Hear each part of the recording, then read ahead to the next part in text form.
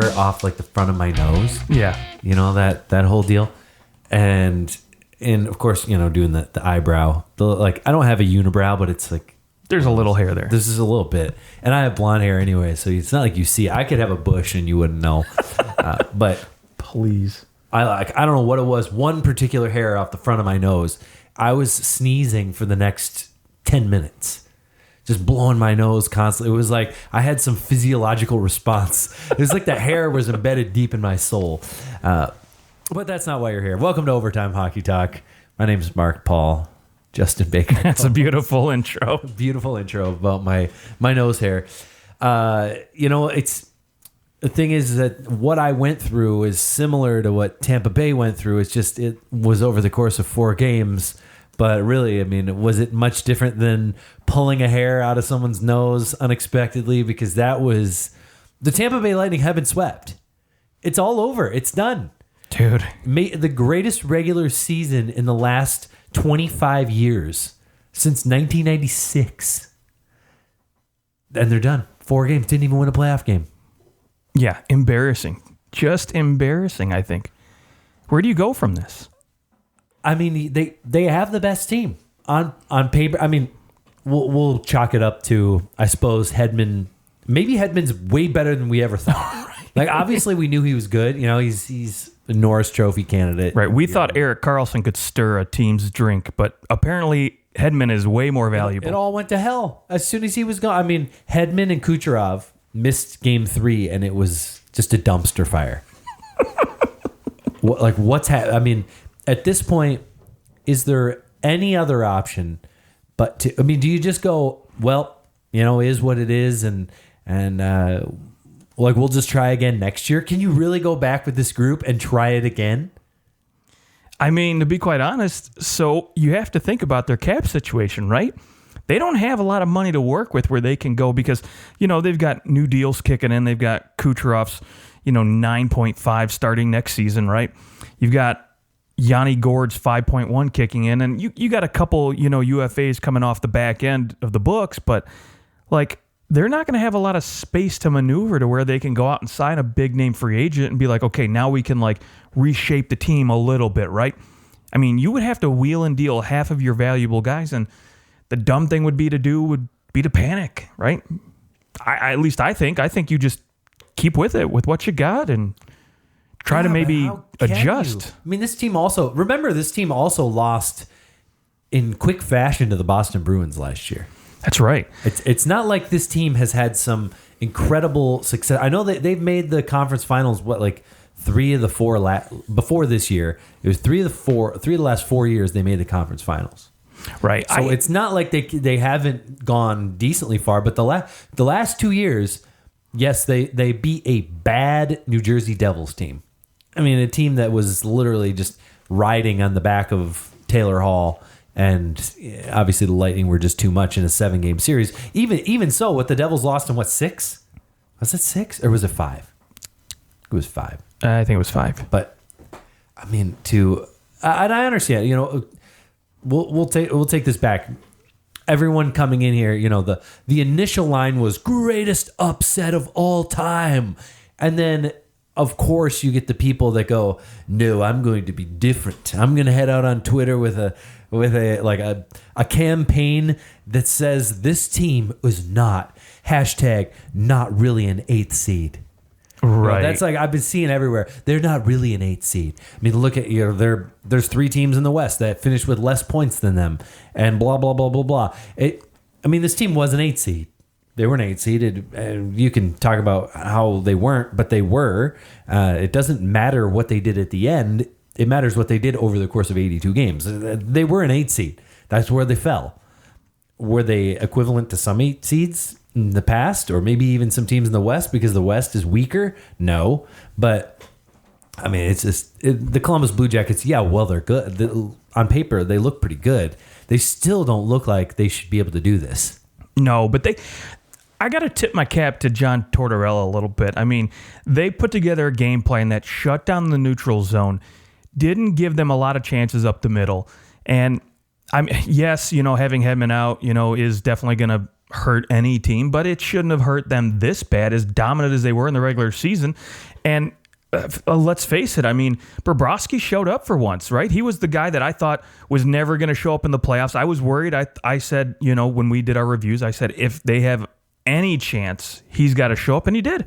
Yeah. And another thing, too, a little gripe I have with the refereeing, right? And I don't want to go off on a rant here, but you watch over the course. Let's go on a rant. Let's go on a little bit of a rant. Yes, downstream rant. Over the course of 1,200 games, right, during the regular season, every team, the games are called a certain way, and it's called in the way that is advantageous for a team like Tampa Bay, where their power play can get out there and dominate you like they did. Now, come playoff time, you can spear a guy in the back of the head, and it's going to go. They're going to let it go. I mean, you don't have to. I mean, even just switching gears, you go to that Boston-Toronto game too. Oh my goodness, that maybe is the worst officiated game. One of the worst I've ever seen. Right. So if you officiate like you did in the regular season, Tampa Bay gets, 10, 12 more power plays, and what are the odds they probably score on 3 or 4 of those? And now we're talking... Maybe we're a 2-2 series. Right, exactly. Or at very least, they're getting another shot here with another game. Yeah, and it's... The stupid thing is that, yes, of course, playoffs get better ratings than the regular season. Duh. I mean, the games mean more. Thank you. That's... All right. So, but do people watch because they go, oh, good, the regular season's over. Now it's real hockey. Now let's watch because I know it's going to be like this, like what we saw in some of those games. Right, the grind. Right. I mean, I think that more people are watching the regular season because the regular season has become more about skill. And that's what people want to see. People want to see this unbelievable skill, really not like an offensive team be able to... the better team wins in those cases. Yes, there absolutely are game plans that can be put together to shut down highly skilled teams like Columbus did to Tampa. But there should have been more penalties in that game, just like there should have been more penalties in Game 2. Now, of Boston-Toronto. There's been other games in these playoffs too where you look at what's happening, and I mean in some fashion the same goes for Vegas and San Jose. Although San Jose has certainly, if you've got Joe Thornton throwing some monster elbows, it's definitely going both ways. And he was suspended, but I mean it's just how is it that we don't look at the regular season and go, the regular season's pretty good, like for what it is. The regular season has some pretty good hockey. Now we get to the playoffs and we go, let's just forget that game. We don't want to play that kind of game. Let's play the game that we used to play 20 years ago. Right. Without a little bit of clutching and grabbing. But I mean, it just doesn't make any sense. Why are we going backwards just because it's playoffs? Exactly. And now I will admit a majority of me loves playoff hockey because the way it's called a little bit more than the regular season. However, I hate the inconsistency more than anything else, right? I think if we're going to have the games called one way in the regular season, it needs to be that exact same way in the playoffs. Now, I would prefer it called the same way it was in the playoffs all year round and just let guys beat up each other a little bit more, but no, that's just me. So most people like yourself, I'm sure, Mark, probably prefer to see the skill come out a little bit more, and that's totally fine. I have nothing against the way. Well, I like a good called. balance. Yeah, okay. A fair balance to me says, like, yes, guys should be able to. You should be able to throw body checks and not have to worry about that. Like if a guy is if a guy's in a vulnerable situation, whatever, that's old news. Like you can't hit a guy when he's in a vulnerable situation, but it's all the extra stuff that's happening. It just kind of blows my mind, though, the way that the league lets particular players get away with this. And then when it comes to other guys, they lay the hammer down, and it just doesn't make any sense. Now, I will be the first one to admit when I saw what Kadri did, I said, "You're a freaking idiot." Right. Like I don't care how much heart you think you have, or pundits. I don't care how much they think that he was protecting Marleau. Okay, Marleau popped right back up. I mean, yeah, you're gonna go. I mean, thanks for coming to my defense, but just drop your damn gloves. Don't be a bitch and have to go in and cross-check a guy in the face. Drop your gloves. Yeah, and I don't even care if you think he stuck his leg out either. Like, who gives a crap? I'd rather go hurt them on the scoreboard and freaking say, oh, guess what? We're winning the series. That's going to That's going to really put a dent in your ego a lot more than my stick to your face. Exactly. And you actually get to play the next time. Right. Exactly. And the sad thing is that Kadri had just scored a goal, and I mean, he was looking like he was going to have a good series. Best third-line center in the playoffs right now, and he's gone. And you know what? Next game, they played so phenomenal. Yeah. Mitch Marner looked unbelievable. I mean, you watch it. I don't know if you watched Game 3. I watched a little bit. You saw the very end where he blocked those 2 shots. Unreal. And I had this Give him the C. to Give him the C right now. I love this guy. Yes. I love this guy. 100%. He deserves the C. He deserves the exact same contract that Austin Matthews Oh my just gosh, signed. yes. I don't care that he's a winger. He is going to be better than Patrick Kane. Dude, okay. I'm not arguing with that at all. I love everything about this guy's game, from his two-way play to his offensive ability. So, it was that game where you go, all right, everything's on the line. Austin Matthews isn't out there. It's nope. Mitch and Austin Matthews. Tavares It's and not Marner. to say that Austin Matthews is actually pretty decent defensively for a younger, but Mitch Marner is just on another level. Like, he is. I mean, you're talking a guy that in 4 years could be the next like Bergeron at the wing. Do you start teaching him face-offs now and be like, dude, learn this so we can? I just think he's too small. No, okay, yeah, and you don't want him to change the way that he's Johnny Gaudreau, but good defensively. Okay.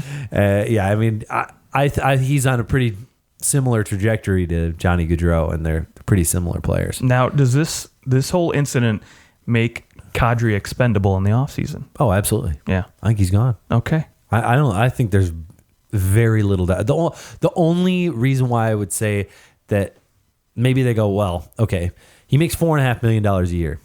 Yes, that's a decent chunk. It's not a massive chunk. We can definitely afford to keep him. Are we going to sell Kadri at his lowest? Like, you're not going to get much for Nazem Kadri right now. Oh, I absolutely think you would get more. You think you'd get a first-round pick for Nazem Kadri? Maybe not a first-round pick, but I think you can get a pretty dang good prospect for him at least. He scored 2 seasons of 30 goals in a row, and then he kind of fell off this year. But I think people know his value both as a two-way guy and his ability to score, right? You put him in the right situation. Yeah, but I just feel like you're worried about him making one more. What happens if he does this again?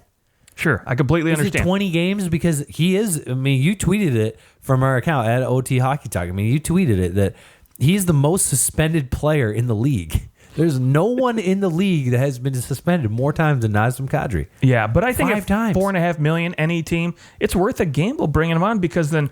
Absolutely, it's worth a gamble. But that gamble has, like, obviously you're going, well, if we can get him at a discount right now, yeah, we'll gamble on him. He's worth the gamble. Mm-hmm. But if you have to give up a first-round pick for him, it's not really a gamble. Like, that's why I wouldn't give up a first round. I would give up a good prospect for him, and maybe like a third, fourth round pick with it. Yeah. I mean, a good prospect sounds pretty good too. Get a pretty good D prospect in there for Toronto and call it a day. If you could trade him for another, like a defenseman at a similar level, like a 3-4 type of defenseman, that would be worth it. I wonder if they go, if we hang on to him and see what happens at the deadline or something like that, maybe we have a better shot of dealing him and getting what we want. And you use him as, hey, for a somewhat rental, we can give you a player that's signed long term. I think he signed another 3 years after this year. So yeah, that could be a benefit to him. But at the same time, I'm just going statistically speaking here. The Leafs have there's better than 50% chance that they win this series now. Up 2-1. A team that's up 2-1 wins, something like 60% of the time, maybe more. So I think that the Leafs have a good shot at beating the Bruins here. We'll see what happens tonight. We're recording this at 5:45 p.m. on Tuesday, or Wednesday, where Game 4 is about to be played. So let's say the Leafs win this series. Then Nazem Kadri comes back, and if he does well for the remainder of the playoffs, and frankly, Tampa Bay's out. This is like East is wide open. This is a dream scenario for Boston and for Toronto, because in reality, whoever wins this series is likely going to play Washington in the conference finals. And that's at least from where we sit right now. It looks like Washington's going to beat Carolina in the 7 games. I mean, I'm agree. still there. I think that, hey, Carolina's putting up a fight, and I don't think we ever thought that they weren't. No. I do worry, though, second round matchup, though. Torts knows Washington really, really well. That's true. That's true. But Washington knows Torts really well. Yeah, but that's the other thing about Pittsburgh, though. People were saying, oh, Torts knows, he knows the Trotz. Sorry, not Torts. Trotz. Yeah. Sorry. He knows the Penguins so well. And my thought was, I mean, in reality, the Penguins know Torts very well. Trotz, my God. Trits. We're calling them Trits. Okay. Both of them, they're Trits. And so I think, there is that side of it, but everybody knows everybody at this point. We all know what to expect when you're playing a team. It's not like there's any secrets anymore. You can go and you can watch. I can watch every single one of every team's games if I want to, if I had the time. And so at this point, you've got every angle. You have those coaches have so much material. They know what to expect. And I mean, frankly, the head coach of Washington, he was under Barry Trotz, so it's not like he doesn't know exactly what's being said in the Islanders locker room. But that's going to be a good series, assuming that's what I think happens. so. That'll be a really interesting series. But I mean, in reality, Toronto-Boston, I think whoever wins that series, I think probably has the best chance to go to the Stanley Cup final out of the East. I mean, I will say, okay, so when you looked at the Penguins, you look at the Columbus series, right? Both Tampa Bay and Penguin and Pittsburgh, they lose because they weren't able to grind out, right? They got shut down in the neutral zone. They weren't able to do much up the middle. And I do worry a little bit for Toronto not being able to grind out, right? That's been the one fault. They are out hitting the Bruins in this series, which I am shocked. I am shocked about. So if they can continue playing like they are now, and Anderson is playing pretty dang good, yes, then I do think Toronto probably does have the best chance. Yeah, and of course, Washington's always going to be the favorite, but I'm picturing this dream scenario, and this is for me. Leafs beat Boston. That'd be great. They go on to play Columbus. Columbus is only 3.5 hours from here.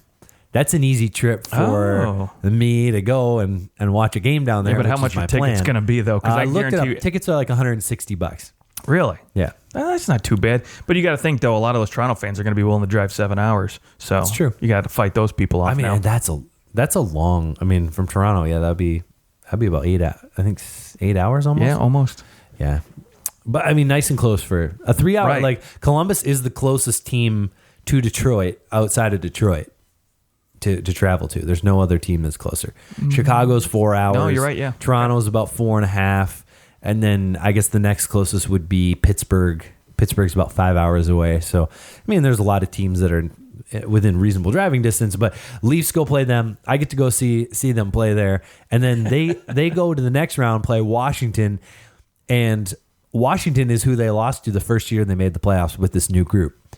What a great story to be able to go in, and it's the same team that you lost to 2 years ago. You have to beat them to go to the Stanley Cup final. Doesn't hurt they're defending champs too. It'd be pretty epic. A pretty good conference final. That would be, if you ask me. So okay, let's go back to the Tampa Bay Lightning.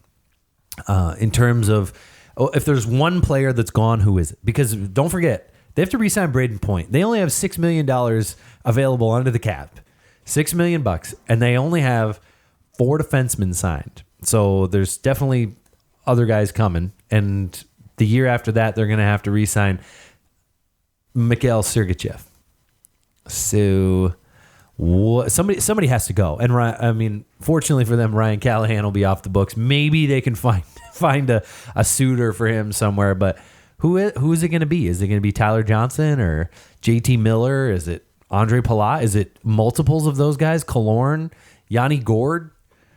I think ideally Killorn would be the guy that they would like to ship out, but I think the way he plays and I think the production you get from him, I think they're going to find more suitors for a guy like Tyler Johnson than they would for Killorn, in my opinion. Yeah, well, JT Miller is the only one without any...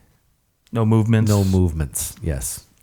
So Right. that could also play in. Oh, of course, Gourde he doesn't either, but Killorn does have a no trade clause. I'm I'm not sure to the extent it looks. He submits a list of 16 teams he can be traded to.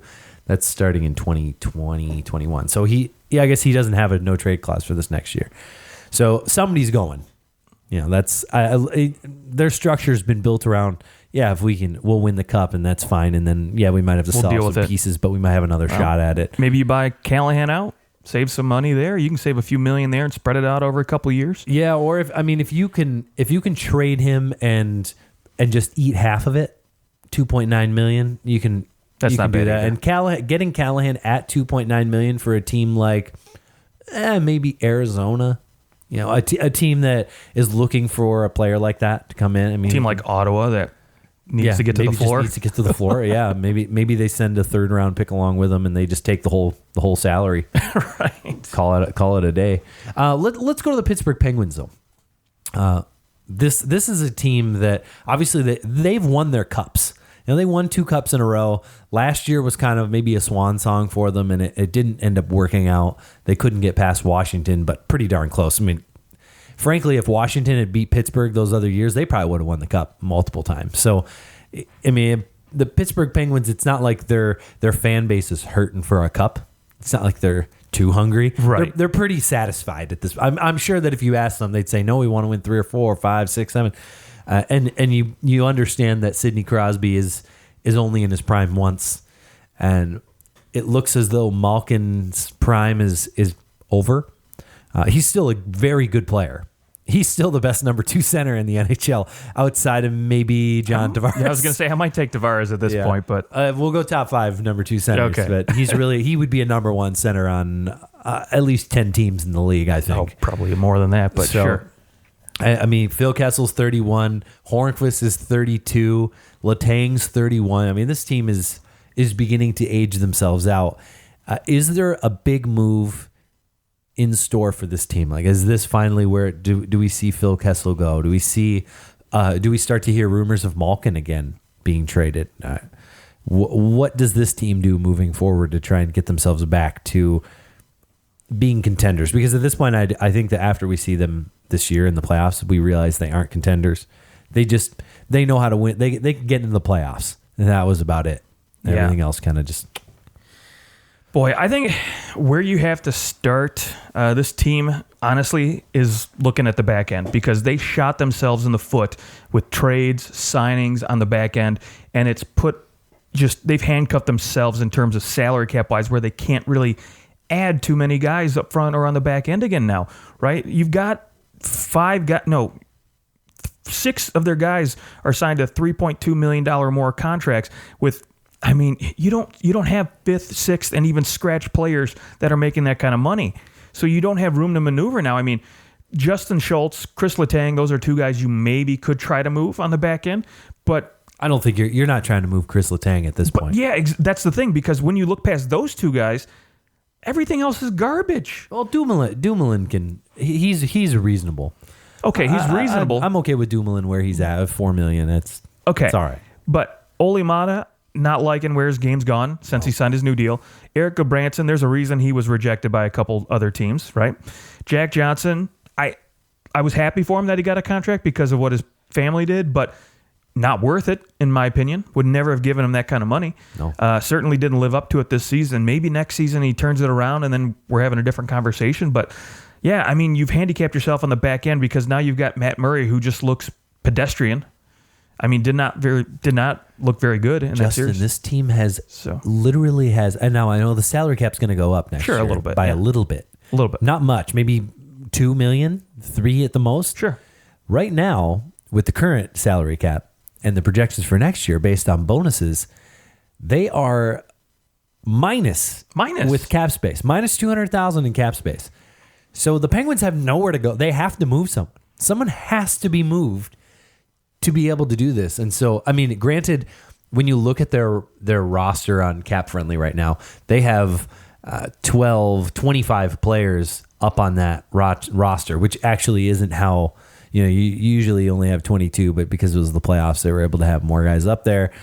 And so really they probably have a couple million, but somebody has to go. To me, it's Evgeny Malkin. You look to deal Malkin or you deal Kessel. Yeah, Malkin, you could deal him if you find a team desperate enough that is on that has cap space that's ready to make a run at the cup, right? That could use that extra veteran, number one, maybe number two guy if you got a young kid in there, right? I'm going to say exactly who. Please tell me. The Los Angeles Kings need to trade for Evgeny Malkin. Wow. They can trade Jeff Carter to the Pittsburgh Penguins along with something. Sure. For Evgeny Malkin. It gives the Penguins a little bit of room. I believe Carter's contract is around $6 million. Yeah. No, like $5. $5 million. Closer to $5. So it saves them a bunch of money. And they would also, of course, get something. You get some sort of draft pick. Not their first round pick this year. Maybe a first round pick the following year, which kind of starts to set you up for some things. And maybe they're able to send over a prospect. But to me, I know the Kings are trying to get faster. Maybe Malkin's not that guy who's going to help you get faster, but picture the Kings all of a sudden with Kopitar and Malkin, and then Kovalchuk can go and play with Malkin. It might be too slow. Oh, they're going Where'd backwards. they go? They're going backwards. Yeah. I just think LA is a team that they have some contracts that are close to ending, and they could maybe maneuver enough to where they have $7 million in cap space. But yeah, if they dealt Jeff Carter 5.2, then suddenly you've got enough to be able to bring in a Malkin, and maybe you're looking at trading off a Dustin Brown, or if you could trade Kovalchuk maybe to the Islanders with Lou Lamoriello, who signed him to his fatty deal before. I think that Kovalchuk would go. I think he'd waive his no movement. Oh, sure. If you could go to a cup contender, for sure. But I think Malkin's deal is going to be difficult to move him because of that salary. He's at 9.5, but I do like Phil Kessel when you talk about guys that maybe need to get moved, because a guy who can still put up almost at a point per one or a point per game pace scores a lot of goals, and he's valuable on the power play. And he would come cheaper. $6.8 million. It's cheaper in terms of his cap hit, but also cheaper in terms of what you'd have to give up to get him. And for Pittsburgh would probably be less of an impact because he plays the wing. But there's lots of teams that would love to have Phil Kessel at 6'8". Absolutely. I think there's in reality, 30 teams that would love to have him. Phil Kessel is making 8.5, so the Leafs are paying a little bit of that through the rest of his deal, which it's hard to believe that deal is halfway done. It's hard to believe. Laughable. Yes. Okay. Let's take a look at the rest of the series that are left over here. Let's focus in particular on the games that where we've already played 4 games, because of course game 4 for several teams is tonight, and so there's maybe less point in talking about those ones since they're already going to have happened by the time we get done. But let's jump over to Vegas and San Jose. Now I picked San Jose in 7. You had Vegas in 7, and you switched. On my bracket, I went back to San Jose. It was more, I had to go with my gut. My heart wanted me to take San Jose, so I just went with them. Don't trust Justin's gut. No, gosh, no. Except for in fantasy hockey, your gut's pretty solid. Just won every game, every single week. My only brag this year. Sweet brag.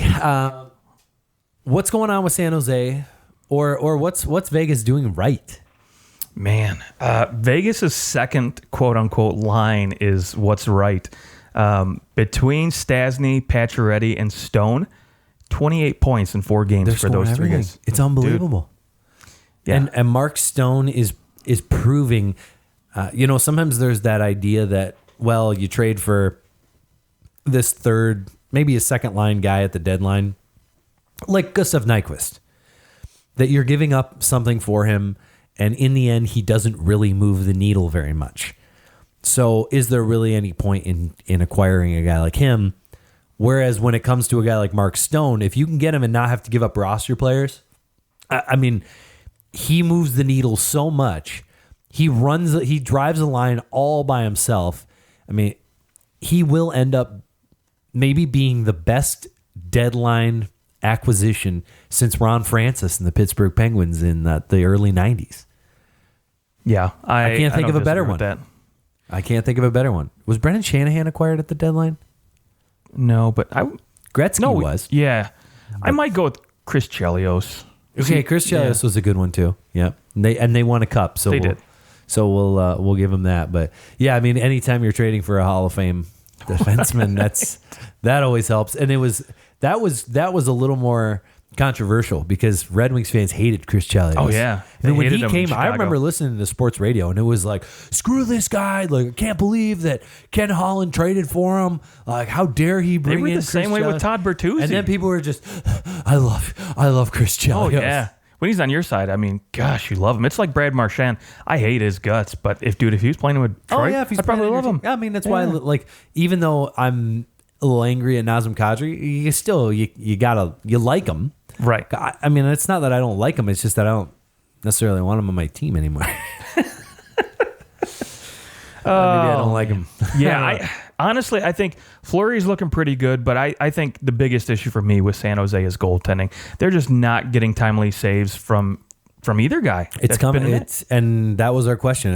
And the playoffs are a restart. And we thought maybe Martin Jones can find his last year self somewhere in him, and it has not worked out. And you know, I wonder, some of these goalies, there's been particular ones who have struggled more this year. And I don't think there's, like, you look at, I mean, Jake Allen, shoot. He was struggling last year, but he imploded. Martin Jones, what other goal? There was a couple other goalies that really just did not, like Roberto Luongo. Cam Talbot. That might have more to do with his age than anything. Cam Talbot, yeah, he had a pretty rough year. I'm wondering if some of these goalies are just taking longer to adjust to new angles because of the equipment and because of the nets changing a little bit, the way that they're shaped. Right. Smaller chest protectors for those who don't know this year in the NHL. And I mean, a little bit, but I think by this time, come playoffs, you have to have figured it out, right? I don't think there's an excuse, because you have other guys that are playing just as well, that are playing better with and I'm not saying that yes, other players have had to adjust. I agree. I think most have. Mm-hmm. I'm just wondering if maybe, especially Martin Jones, you look at his numbers this year compared to previous years, and it really makes you go, what happened to you? Like, what's going on? Could it be that he hasn't adjusted, and that either A, he won't adjust, or he's just going to take an extra season to adjust? Like, maybe he goes into the off season, someone can look at his game and go, here's what changed based on maybe the way that your equipment is sitting on you, and let's change a couple things. I don't know how much I feel about that with Martin Jones, just because a lot of the goals that I've seen him give up in the playoffs this year have been like just over the shoulder, just played the angle really bad, right? And so I don't know how much of, when that comes down to equipment, that really is going to be a huge factor in that. I think right now for him, it's more mental than anything else. Yeah. I think he just had a rough go at it this season, and he knows it, and he just hasn't been able to recover in time. And I think, when most teams, they have the ability to go to a backup or somebody else, like for instance Calgary could, or Colorado, for example, in that series. If you're Martin Jones, you don't have that safety net behind you to think, oh crap, I can't screw up because I'm that guy. I'm the only guy they have, right? I have to get it together. And so, because you can't, Aaron Dell, I mean, you're not going to get anything better if you go to him. So good luck, San Jose. Yeah, you don't go to Aaron Dell. It does beg the question. Like, I think that at this point, you do have to look at what the general manager there did or didn't do, and that was bring in a backup goalie when there were definitely some goalies that were available. Jimmy Howard would have looked nice going back the other way too. You just think maybe even Cam Talbot wouldn't have, like, to have him back there, or maybe you could have traded for a Cam Ward, or like there was a couple options. Maybe like a Ryan Miller. Could you have traded for Ryan Miller? He would have been fantastic. Do you want to go on another playoff run? It wouldn't have been far from Anaheim to San Jose. No big deal. I know he did for a couple months, and I'm guessing he probably signs back in Anaheim again. But it doesn't matter. You can go back. Just take a couple months and go try to win a cup. Or Chad Johnson in Anaheim. Wow. Now, I mean, it does beg the question. Now you look at next season for the San Jose Sharks, if they go on to lose this series, maybe they go and if Carolina can't hang on to Peter Mrazek, or San Jose's willing to give him more money, do they go after a guy like Mrazek or Leonard, who are both unrestricted free agents? Maybe you bring in a veteran like Mike Smith if he's willing to leave Calgary. I don't know. There's not a whole. It's not like other than Bobrovsky, which I think the assumption is he's going to Florida. It's not like he's coming to San Jose. So, I think it really depends if San Jose locks down Erik Karlsson, right? Because if they don't, then they have some money to burn. They have some money to spend because they're projected to have, I think, around $21 million in cap space, not including what the cap might go up or down, or go up. And I mean, they do have a couple other pieces they need to sign, and guys they need to, like Big Joe, Little Joe, whether or not they bring either one of those two guys back. But anyways, then you can afford to maybe go out and get a guy, with a bigger contract for maybe a year or two and see if you can't piece something together. But, maybe this is a good time to see if you can maybe make a trade for James Reimer. Give him a shot. James Reimer did not look very good. I don't think that he didn't, I would. But I'm just saying you could get him for dirt cheap. Yes, you could. Because if Florida wants Bobrovsky, they got to unload it. Yeah, they're going to have to. Yes, that's a good point. Has Joe Thornton if they lose Thursday night? Has he played his last game as the San Jose Shark? Is he done? No, I don't think so. He's coming back? I would think so. Do you think he's going to join Patrick Marleau in Toronto? Sign a $1 million, one year, $1 million? I mean, he'll sign a cheaper deal. I wouldn't be surprised if I see him around $2.5-3 million, or maybe cheaper $1 million with a lot of bonuses in there. Based on games played. But I don't think he goes to Toronto unless Kadri gets traded and Patty has like a big hey dude, come play third line for us, and you get to play with me. Don't bury Marleau somewhere in Eastern. We'll see. Has Joe Pavelski played his last game for the San Jose Sharks if they lose on Thursday? Yeah. Yes. I do think so. Really? Yeah. You think that he's gone? I do. I think they're just going to hit the reset button if they lose this series? I really think so, because if Karlsson walks, I think you have to. Not necessarily do a hard reset where you have to just dump everything, but I think you need to rethink the way you're approaching the game now with the type of team you have right now. I think they have a lot of good younger pieces. Evander Kane looks pretty good. Couture, they're locked up for long term, so you can't really do anything with those guys. I mean, they're going to be there for a while. But Joe Pot, he's going to get a lot of money from another team that's going to be willing to maybe give him like a Patty Marleau type deal where he's going to get 2-3 years from somebody, and he could probably get $7-8 million because he scores goals. I just can't. I mean, just letting your captain go, letting Joe Thornton. Can you imagine letting Joe Thornton go and Joe Pavelski? You're going to lose Nyquist likely, and then Donskoy, Erik Karlsson. Geez, if they lose this series, that's just this team might get blown up. You're right. That hasn't been on the forefront of my mind, but this could be a rough summer for the San Jose Sharks. But who would be a great fit? Matt Duchene. Oh, yeah. Well, I mean, he would be really good there, but he's willing to go to a team that's on the ocean. Right? But I do think if you lose both Joes, you have to go after center, and I do think Matt Duchene would look pretty good with this team. But that's assuming he doesn't re-sign in Columbus. I think he likes it there right now. But if they go and like somehow win another round or something, or I mean, he's just scored his first ever playoff goal. I know, that's crazy. He scored a couple of them. I think he's going to re-sign in Columbus. Why wouldn't you? Why would, especially if Panarin and Bobrovsky are going to leave, that means that Columbus is going to go. They're going to need to spend some money. They're going to spend it on Duchene because he's already there, and they obviously things are working out well, and so you spend your money on him, and then you go out, you find some patchwork for your goaltending, and you probably have enough money to go out and sign some other pretty high end free agent, make a trade. I think there's a lot of options out there for Columbus, and I could see them being willing to bet on Matt Duchene, especially if he's willing to go in there at 8. Yeah, I would agree with that. I think that would be a good sign for them. And he looks good there. He looks comfortable, and he looks like he's having fun. And, again, like if they go out and they can make, go deep in the second round, I think it bodes well for that team re-signing guys like that.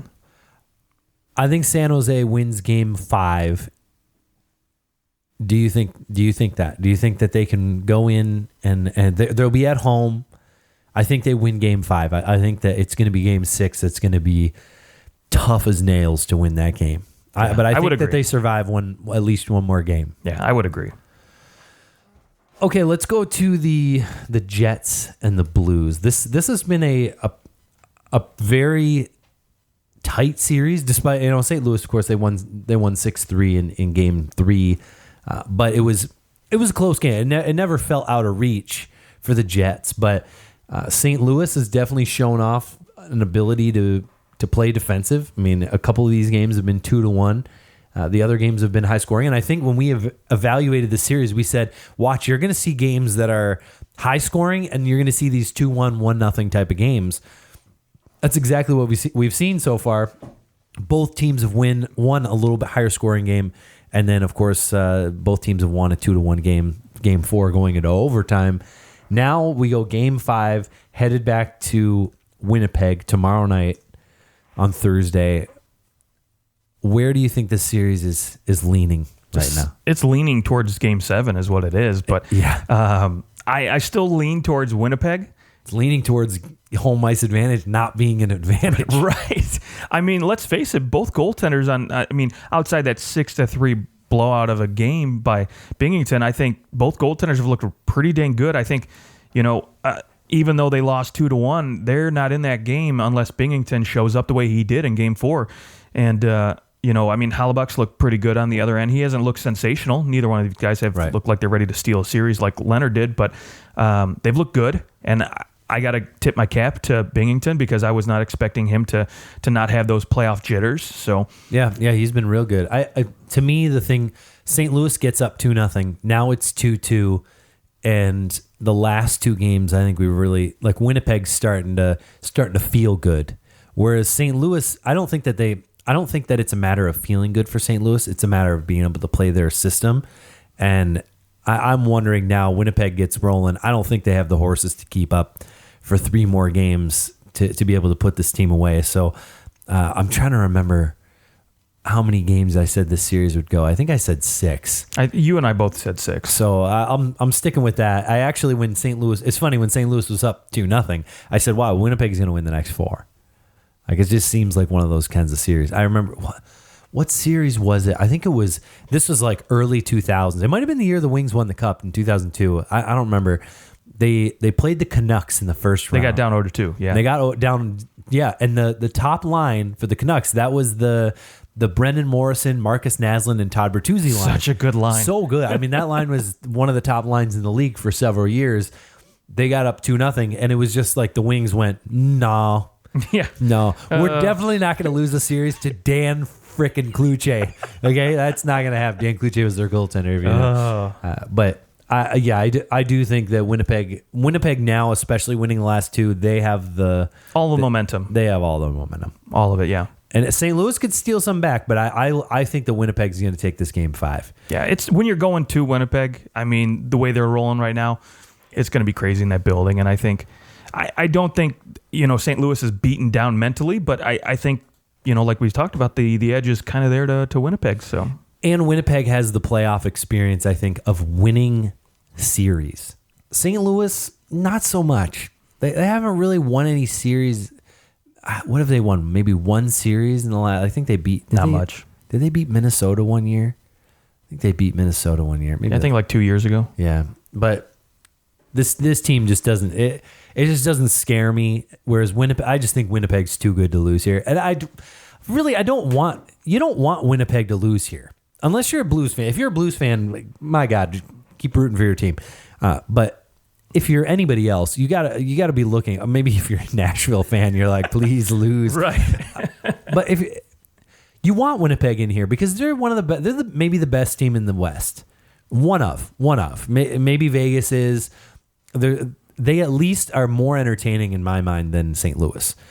And with Tampa Bay gone, you don't want all these heavy hitters to be out early. It's boring. I don't want to see a St. Louis, a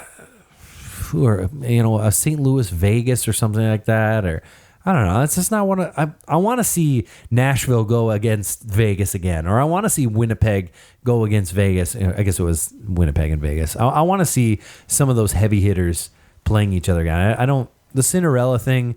It's clearly maybe it's going to happen in the East. We got our Cinderella. So everyone's a Cinderella team in the East now because no one was supposed to be Tampa Bay. Nobody. Okay, one last series since it's not being played today, since Game 4 is Thursday. Let's talk Washington and Carolina. Carolina wins game 3 in convincing fashion, 5-0. And they barely lost game 2. Washington won in overtime 4-3, and Washington took game 1 was pretty heavily favored for Washington in that one. And Carolina's done a nice job after game 1 in weathering the storm. And they came out hard in game 3, and that was, I mean, it's clear there's some like that Winnipeg St. Louis series, home ice advantage maybe hasn't meant much so far. In this series, I think especially for Carolina, it's the difference was coming home. Something about that home crowd in Carolina. Yeah, stick a fork in them, they're done. Okay, you think that's their one game? I think Carolina's done. You think that's their game to win? That's their one game to win. Congratulations to you. You made the playoffs. No one expected you to. They're done. And Svechnikov now is... What a freaking idiot. Like, what a freaking idiot. Okay? Okay. Did you really think that you were going to hurt Ovechkin? Did you think you were going to hit him? Ovi doesn't fight anymore, and there's a reason for it, because that's how he's been so successful over the last few years. He doesn't throw his body around anymore. He doesn't play that type of game. But you know he can freaking wail if he wants to, right? Dude. And you have been baiting him all game. All game, just hacking at him, calling series. Him. I mean, just dropping F-bombs left and right at this guy. And if it was me and I was Ovi, I would have wanted to lay you out so much earlier. And Ovi wasn't going to do that, but the kid looked at him and said, "Let's go." Frick yeah, I'm going to go at this point. And heck yeah, especially when you're losing. It's dude. The other thing, the funniest is that Svechnikov, also a Russian. Yes. You have to think that they've interacted. I wonder if Ovechkin just doesn't like him. I was like, you know what, fuck this kid.